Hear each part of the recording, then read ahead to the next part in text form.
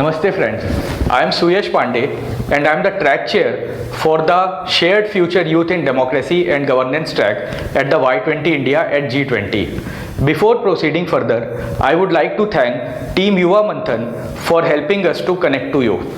Friends, before we go into the details of what we are doing in this track under India's presidency, I would like to share few things with you which will make you proud about India's presidency.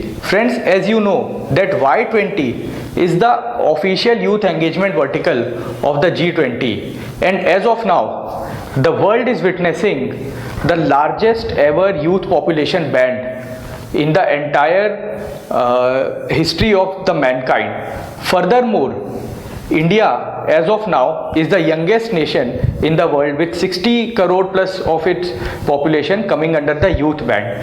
And in this scenario, India has got the G20 presidency.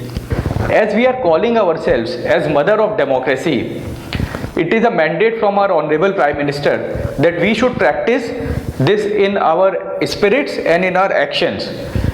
It is the mandate of the Y20 to first go reach out to the youth across the nation, present before them what we are doing, take their ideas and infuse ideas of the entire youth of the country into our Y20 working, and then represent India before the global forum. That is why you are seeing that Y20 is reaching out to various stratas across the society, and with the help of Yuva Manthan, we are reaching out to you to discuss our ideas and take inputs from you.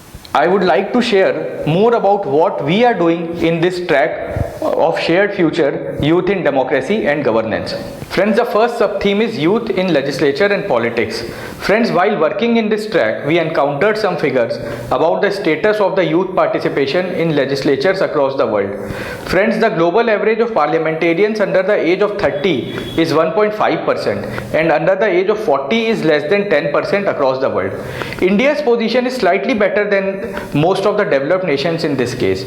We have more than 70 MPs in the parliament as of now who are under the age of 40, and then we have good number of MLAs across India who are under the age of 40, and furthermore, most importantly, we have very good number of young sarpanch and panches across India who are under the age of 40 years.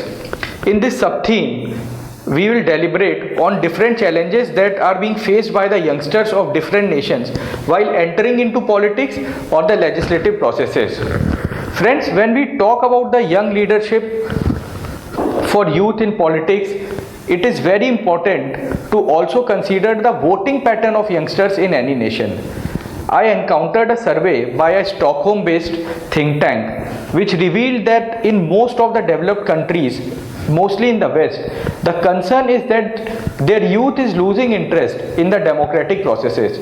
The Western developed countries are facing a challenge that less than 33% of the youth under the age of 25 years in these nations actually vote in the elections.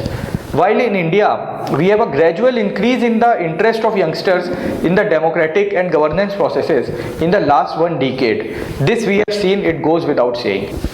We will also present the good work in India that has been done to increase voter awareness and also to encourage the first-time voters.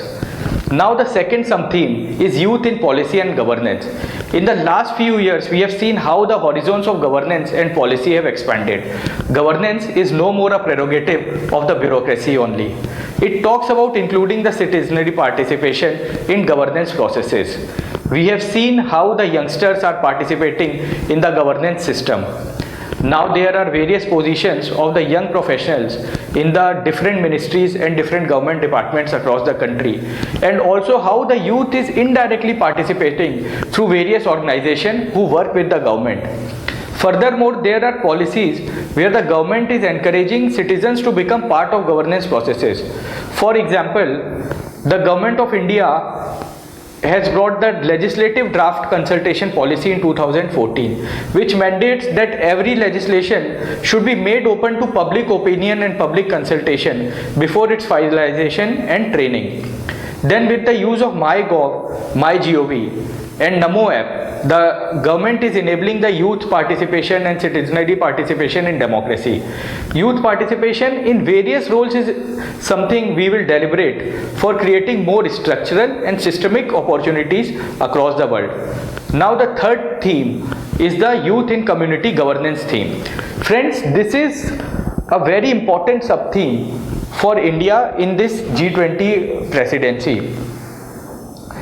हमने देखा है कि कैसे हमारे देश में बहुत सारी कम्युनिटीज़, बहुत सारे ऐसे संस्थान हैं जो बहुत लंबे समय से, कई शताब्दियों, कई दशकों से, कई सौ वर्षों से चलते आ रहे हैं, और वो किस तरह सरकार या शासन की मदद के बिना समाज कल्याण का काम करते हैं. These communities are not dependent on the states, rather they help the states in the affairs of governance. Example के लिए आप देखेंगे कैसे रामकृष्ण मिशन या जो शिक्षा के क्षेत्र में, सोसाइटल रिफॉर्म्स के क्षेत्र में और दूसरे सेवा कार्यों में किस तरीके से अग्रसर है, या Akshay Patra helps the state governments to actually implement midday meal schemes in the schools by providing very good quality food to the school students.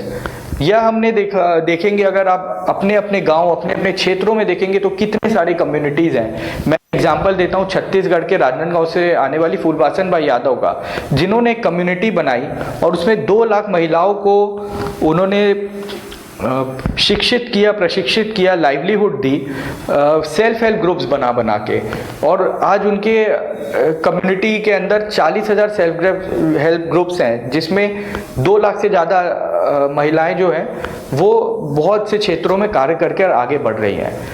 Then apart from the self-run communities, India also has a very good cohort of those communities which are supported by the state or the government. Take for an example the NSS, the National Service Scheme, or the National Cadet Corps. NSS is world's largest youth volunteering program, or the National Cadet Corps plays a vital role in community development and nation building across India.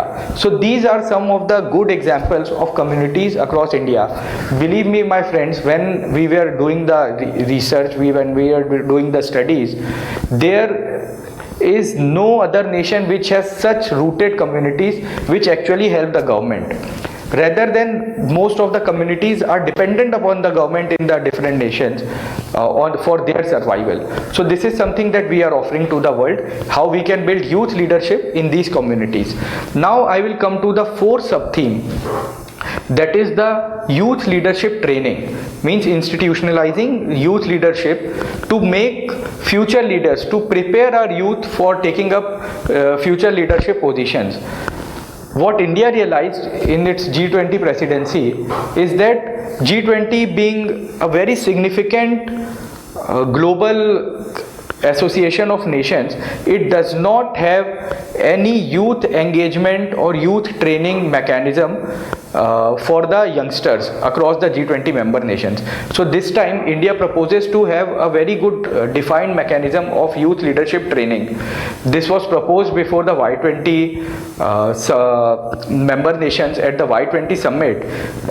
This was very well received in my track.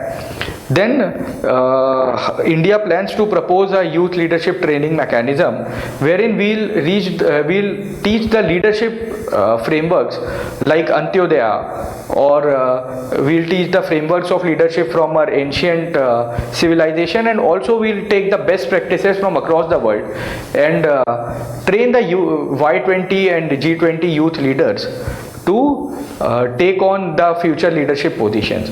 Friends, this was from my side on the work that we are doing for the youth in leadership and governance track. Now it is a sincere request on behalf of Y20 from my side that we seek your contribution, we seek your ideas on all these sub things which I discussed, and how we can make world a better place, and how we can make India's presidency historic in these times when the world is looking towards India with a lot of aspirations and with a lot of expectations that how India is emerging as a global leader.